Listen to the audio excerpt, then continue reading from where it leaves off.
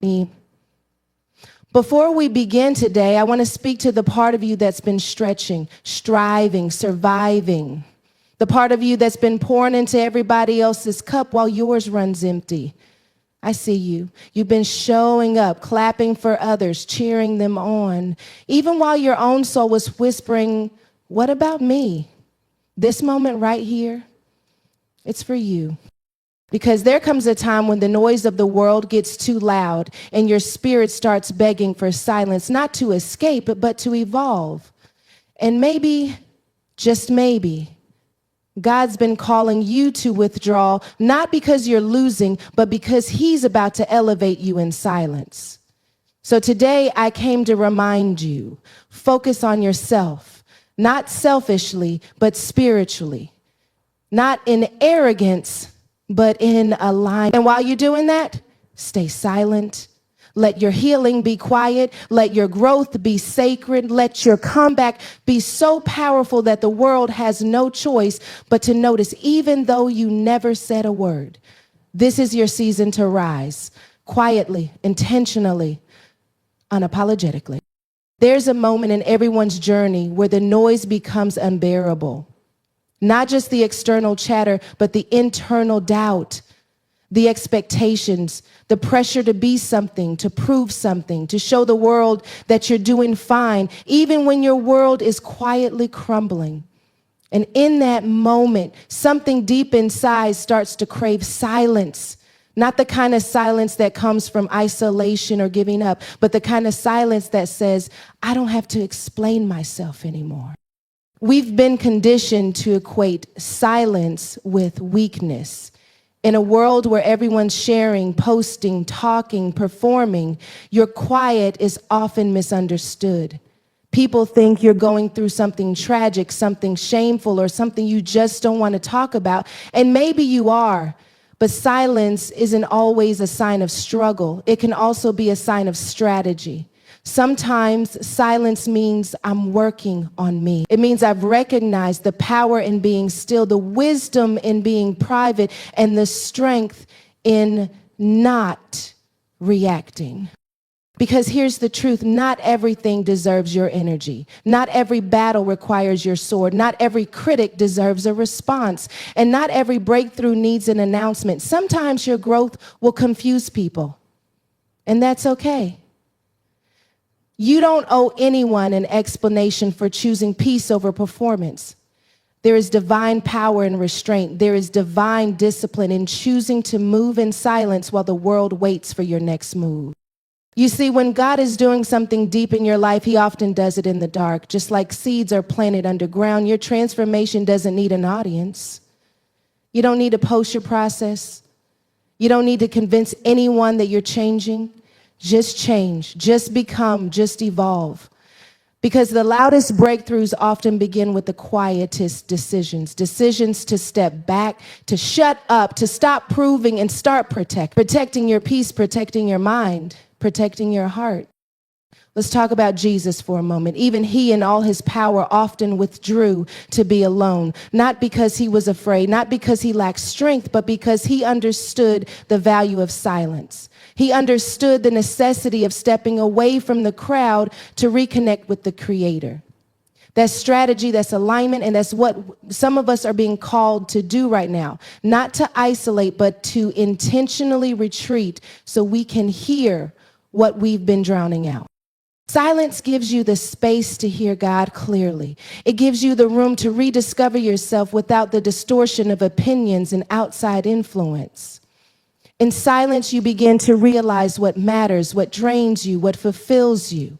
You realize that some of the people you were trying to impress weren't even paying attention.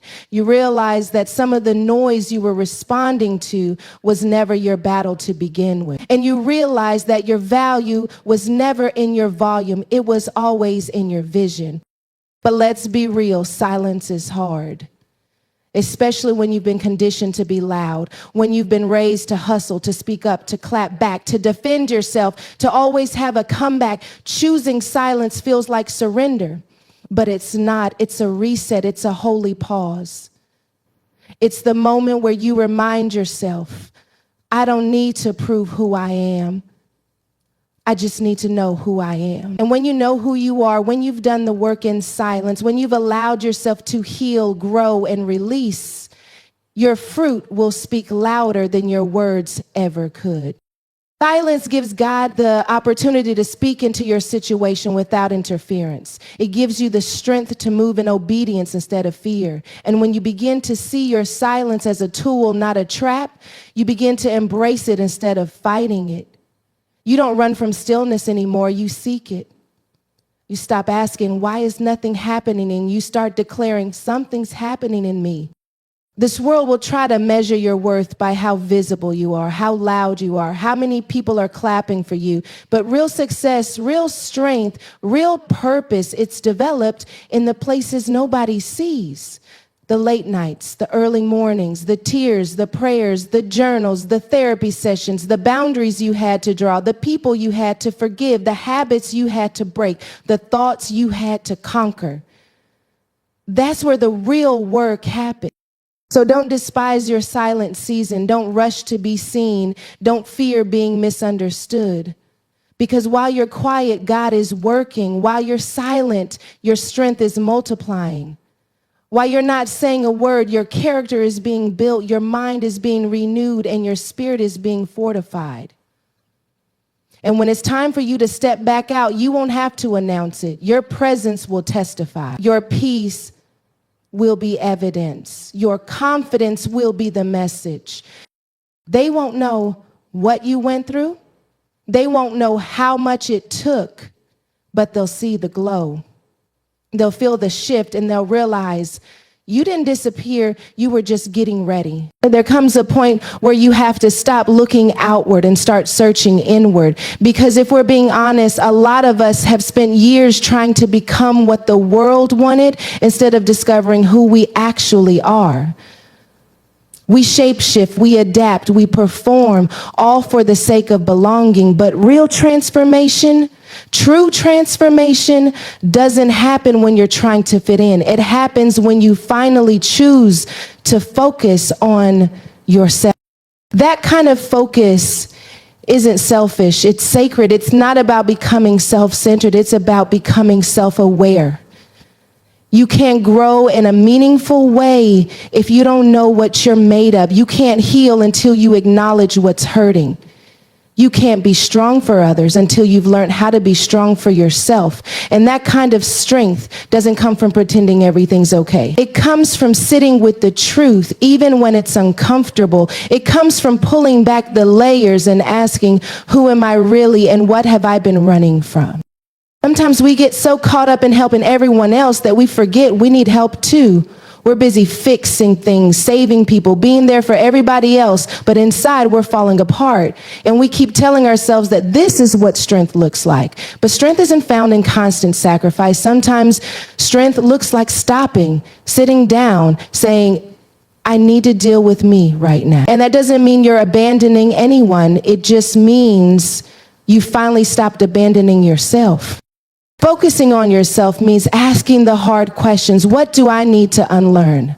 Who am I when I'm not performing? What parts of me are authentic? And what parts were created just to survive? It means taking responsibility for your healing, not waiting for an apology, not waiting for validation, not waiting for someone to finally see your worth. It means standing in front of the mirror, spiritually, emotionally, mentally, and saying, I choose me, not because I'm perfect, but because I'm worth the work. There's a reason so many of us avoid self-focus. It forces us to confront the things we've buried, the insecurities we mask, the trauma we normalize, the bitterness we disguise as strength. But ignoring those things won't make them disappear. It just delays your freedom. And you can only move forward in life when you stop dragging around what you refuse to face. Sometimes feeling looks like confronting the version of yourself you created to survive. And then choosing day by day to become the version of yourself you were always meant to be. Self-focus requires discipline. It's easier to scroll than to sit in silence. It's easier to gossip than to grow. It's easier to distract yourself with someone else's life than to deal with your own. But distractions delay destiny, And there's a version of you on the other side of self-focus that you haven't even met yet. She's grounded, she's peaceful, she's not perfect, but she's powerful. And she's been waiting on you to stop running. One of the most dangerous lies we believe is that we'll focus on ourselves later, after the kids are grown, after the degree is done, after the heartbreak wears off, after things settle down. But life doesn't wait. Your peace doesn't wait. The healing you need, the purpose you crave, the clarity you seek, they're not found in after, they're found in now, in this moment, in this choice. Because nothing changes if you don't change. And transformation isn't a moment, it's a decision you make daily. The world teaches us to keep pushing, hustle harder, do more. But spiritual transformation is different. It doesn't come through force. It comes through alignment. It comes through being present with yourself, honest with yourself, gentle with yourself. It comes from saying, I'm not competing with anyone. I'm not chasing anyone. I'm not trying to be anyone else. I just want to be me fully, freely, and unapologetically. And let me tell you something, focusing on yourself will cost you. It'll cost you the comfort of pretending. It'll cost you relationships that were built on your dysfunction. It'll cost you applause that came from performance. But what you gain in return, peace, purpose, wholeness. When you start to focus on yourself, you stop settling. You stop tolerating what drains you. You stop shrinking to make others comfortable. You stop explaining your boundaries. You start honoring your intuition. You start choosing joy on purpose. You start creating a life that actually feels like yours. Sometimes we're afraid to focus on ourselves because we don't know who we'll find. But what if the version of you that you've been avoiding is the version that's actually capable of building the life you dream about? The version that's confident, healed, whole, and in tune with her creator? What if self-focus isn't the end of who you were? It's the beginning of who you're becoming. There's a shift that happens when you start to choose yourself in a sacred way. You stop operating from wounds and start operating from wisdom. You stop asking for permission and start walking in purpose. You stop showing up out of obligation and start showing up from overflow. You stop asking, do they like me? And start asking, do I like me? Because you can spend your whole life trying to impress others and still feel empty. Or you can start focusing on yourself and finally feel full. And focusing on yourself doesn't mean doing life alone. It just means doing it differently. It means surrounding yourself with people who hold you accountable to your healing. People who challenge your growth, not your worth. People who don't just clap when you win, but walk with you while you're working. Because when you focus on yourself the right way, you start attracting better. You start expecting better. You start becoming better. Not for them, not for the applause, not for the likes, but for you, because you're the one who has to live with the choices you make and the person you become. We live in a time where visibility is mistaken for value, where being seen, liked, followed, and applauded has become the currency of worth, where the world tells you that if no one's watching, then nothing meaningful must be happening. But real growth doesn't happen in the spotlight.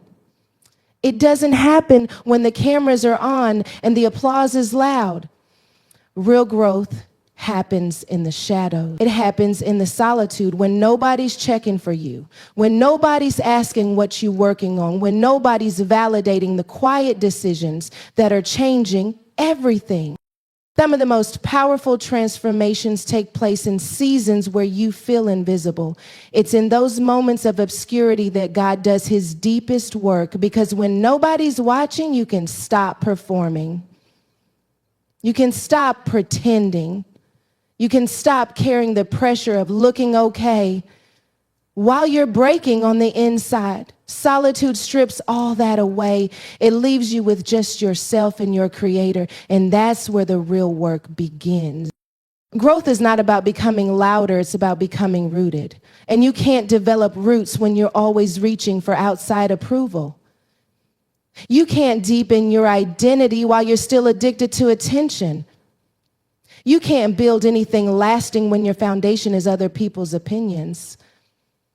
That's why solitude is not punishment, it's preparation. God will pull you away, not to hurt you, but to heal you, not to isolate you, but to insulate you, not to leave you behind, but to build something within you that can't be shaken when you step forward again.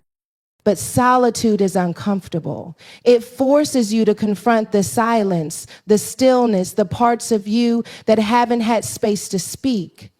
It forces you to feel the things you've numbed with noise, the pain you've drowned in busyness, the trauma you've buried under achievement. But those things don't disappear just because you avoid them. They only lose their power when you face them. And solitude gives you the space to do just that, to look your fears in the eye, to grieve what you lost, to release what no longer fits, and to reclaim what you forgot about yourself along the way. We often seek validation because we're unsure. We want someone to tell us we're on the right path, that we're enough, that we're doing okay. But growth requires you to develop internal assurance, to trust your process when no one's clapping, to believe in your calling when no one's confirming it, to keep building even when it feels like no one notices. Because if your growth depends on validation, then it's not really growth, it's performance. And performance can only take you so far.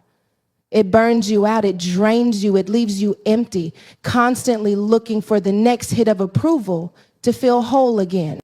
But when you grow in solitude, you start to realize that you don't need permission to evolve. You don't need everyone to understand. You don't need the crowd to agree. All you need is clarity. Clarity about who you are, who you're becoming, and what you're no longer available for. That clarity comes in the quiet. It comes when you stop trying to be everything for everyone and start focusing on becoming aligned with who God called you to be.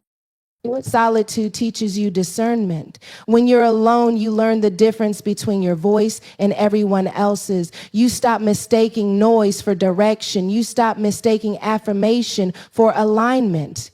You begin to filter your decisions through purpose instead of popularity.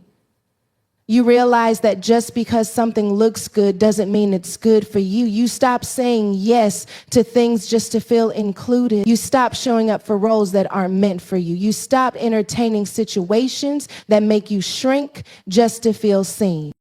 In solitude, you develop the kind of confidence that can't be shaken, not because everything is going right, but because you've survived everything that went wrong. You start to see that the things that were meant to break you actually built you, that the loneliness didn't destroy you, it refined you, that the silence didn't bury you, it grew you.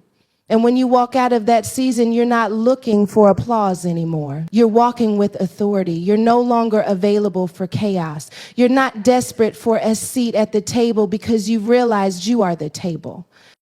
Validation feels good, but it's fleeting. You can be praised one day and forgotten the next. But what you build in solitude is lasting. It's real. It's not tied to trends or followers or algorithms. It's tied to truth. It's rooted in your identity. And when your growth comes from that place, you become unshakable. You don't need the world to crown you because God already called you. You don't need people to understand your process because you've already accepted your purpose. Growth in solitude also teaches you patience. It shows you that not everything needs to happen fast. That slow isn't stagnant. That hidden doesn't mean forgotten. That delay doesn't mean denial. Sometimes God will hold you back to strengthen what's inside of you before he reveals you. Because if you skip the solitude, you won't be ready for the spotlight. If you avoid the growth, you'll crumble under the pressure. If you chase validation, you'll always be performing. But when you allow solitude to shape you, you emerge with integrity, with maturity, with purpose, and with peace. There's a version of you that you haven't fully met yet, the healed you, the whole you, the grounded you. And she's not found in the crowd, she's found in the quiet. She's uncovered in the stillness. She's waiting for you to stop seeking approval and start seeking truth. She's waiting for you to stop proving and start becoming. And once you meet her, you'll never go back to begging for validation from people who were never meant to define you. There's something sacred about your energy. The way you love, the way you show up, the way you pour into others, the way your presence shifts a room. That energy is more than personality. It's power. It's purpose. It's a reflection of everything God has deposited into you. And when something is sacred, it's not supposed to be handled carelessly. It's not supposed to be accessed by just anyone. But for many of us, we've been giving sacred energy to people who haven't earned sacred. And then we wonder why we feel depleted, disconnected, and out of alignment. Your energy is not infinite. Your time, your emotional bandwidth, your spiritual capacity, these things have limits. And when you live like they don't, you end up exhausted, you end up burned out, you end up giving your best to everything and everyone else with nothing left for yourself. We've been conditioned to believe that being everything to everyone is strength.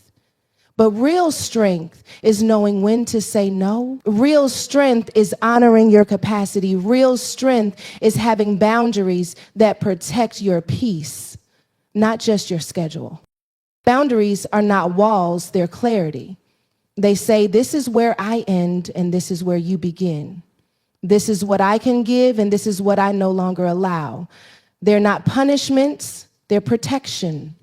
And when you start seeing your energy as sacred, you stop apologizing for protecting it. You stop explaining why you're not available for every request, every event, every crisis. You start realizing that saying no to others is often saying yes to yourself, yes to your healing, yes to your growth, yes to your peace.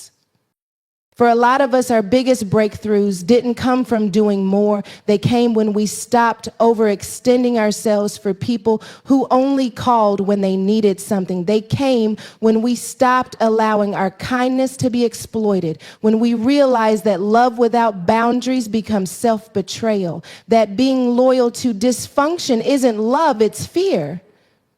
Fear of being alone, fear of rejection, fear of not being liked. But fear can't be the foundation for your relationships, because anything built on fear will eventually collapse under truth. It's not your job to be everything for everyone. It's your job to be faithful to who God created you to be. And you can't do that if you're constantly distracted, constantly drained, constantly saying yes to things that are slowly eroding your soul. Boundaries aren't just about time management, they're about identity management. They help you stay in alignment with your purpose. They help you discern who belongs in your inner circle and who's just passing through. They help you recognize which relationships water you and which ones wither you. You start to realize that not everyone deserves access to the deepest parts of you. Some people are only supposed to know the public version of you, the encouraged version, the inspired version, not because you're being fake, but because access has to be earned through trust, consistency, and mutual respect. Not everyone can handle your truth. Not everyone can hold your vulnerability, and that's okay. You're not required to be transparent with people who only show up for the highlight reel but disappear during the hard chapters. And let's be honest, some of the people we're trying to keep close are the same ones draining our energy the most. They don't honor your boundaries because they were never comfortable with your becoming. They were fine with the version of you who was always available, always rescuing, always giving, but the healed you, the aware you, the version of you that says, I love you, but I'm no longer available for dysfunction, that version disrupts everything they benefited from. That version scares people who were counting on your silence to continue manipulating your spirit. But you weren't created to carry everyone's burdens. You weren't called to sacrifice your sanity in the name of love. There is nothing holy about being drained. There is nothing noble about being constantly exhausted. Even Jesus had boundaries. He withdrew from the crowds. He said no to certain requests. He chose solitude over popularity, not because he didn't care, but because he knew the weight of his assignment required rest, focus, and divine protection. And if Jesus needed boundaries, So do you. We often feel guilty when we start setting boundaries. We fear we'll lose people, that they'll be upset, that we'll look selfish. But anyone who's offended by your healing was never aligned with your wholeness. People who love you well will respect the space you need to grow. They'll adjust. They'll honor your yes and your no. They'll meet you where you are without manipulating you into staying where you've been. And if they don't, that's information. That's clarity. That's confirmation that the boundary was necessary. There's a peace that comes when you stop living at the mercy of other people's demands. When you wake up and your schedule isn't dictated by guilt. When your mind isn't spinning from overcommitting. When your body isn't breaking down from chronic stress. That peace isn't random. It's a byproduct of protected energy.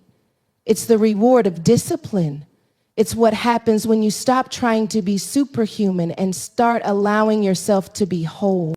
Boundaries also help you discern where to sow your energy. Not every opportunity is a calling. Not every request is an assignment. Not every crisis is your responsibility. Some of the chaos you've been stepping into was never yours to carry. And if the enemy can destroy you, he'll distract you. He'll keep you busy helping everyone else become while you stay stuck in cycles of depletion. But God is calling you out of that. Not to be less loving, but to be more intentional. To steward your energy like the sacred resource it is. When you protect your energy, you show God that you're ready for more. You demonstrate that you can handle the weight of your next level. That you're not just hungry for elevation, you're prepared for it. Because the next version of you doesn't just need faith. She needs focus. She needs clarity. She needs a rested body and a clear mind. She needs space to breathe, to listen, to hear God without the interference of noise disguised as obligation. There will be people who don't understand your boundaries, who think you've changed, who accuse you of being cold, distant, unavailable. But you're not being cold. You're being cold. You're not being distant. You're being developed. You're not uninterrupted. And people who are used to your lack of boundaries will always be uncomfortable with your healing. That's not your burden to carry. You didn't come this far to keep sacrificing your peace for people who wouldn't even notice if you lost yourself trying to please them.